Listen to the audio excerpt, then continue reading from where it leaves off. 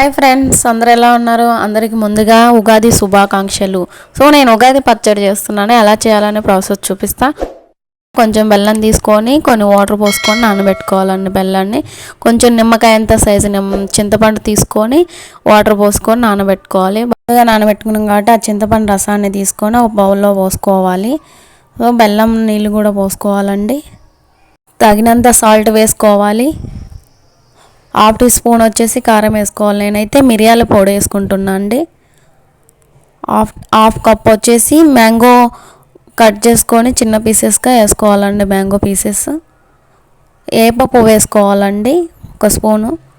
మొత్తం ఒకసారి బాగా కలుపుకోవాలి. సింపుల్గా ఉగాది పచ్చడి రెడీ. ఉగాది పచ్చడిలో చాలా ఔషధ గుణాలు ఉన్నాయండి. ఆరోగ్యానికి చాలా మేలు చేస్తాయి. మన జీవితంలో కూడా చెడు రోజుల్లాగే కష్ట నష్టాలు సుఖాలని ఉంటాయి. అన్నీ తట్టుకొని ముందుకెళ్ళటమే జీవితం. అందరి జీవితంలో అందరూ చల్లగా హ్యాపీగా ఉండాలని మనస్ఫూర్తిగా దేవుణ్ణి కోరుకుంటున్నాను. వన్స్ అగైన్ అందరికీ ఉగాది శుభాకాంక్షలు. వీడియో నచ్చితే లైక్ చేయండి, షేర్ చేయండి, సబ్స్క్రైబ్ చేసుకోండి.